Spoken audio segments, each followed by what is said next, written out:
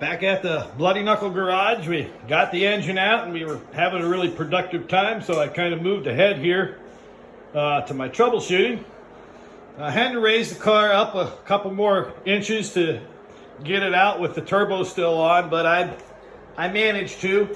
So my guess was off there. We did some investigation, and here's the old transmission. And if you look in there, those gears are still bone dry. I learned a important lesson. You can also hear it.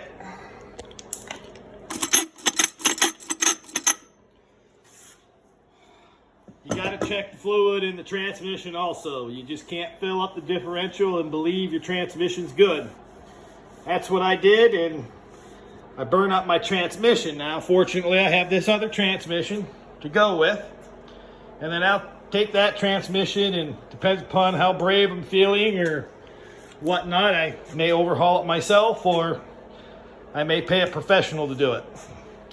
But you got to go to a professional that knows Corvairs, as these transmissions are a little different than other transmissions. Something that was unique, this was still hanging there from the previous person who probably pulled out this engine and installed it. That'll be, of course, taken off. The gears in the differential, they still look good. Everything turns good and smooth. There's no sound, so we're good there. The throwout bearing looks good, but I'm probably just going to replace it now with a new one. I got everything out. It's cheap insurance. That's normally what goes bad. Pressure plate's in there good still. You can see the spline that center shaft, where the clutch shaft goes into. I already dimensioned it. It sticks out same distance from both transmissions, so I know I'm good. The casting numbers on the transmissions are both the same, so should be good to go. Oh, another thing.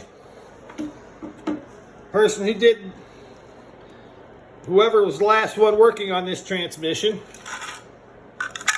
he used RTV. Big no-no. And you can see how it bubbled up, and that was actually inside the transmission in the oil. So now it was my fault that this thing went bad, and I admit that, but that could have caused issues down the road too. That's all I have for right now.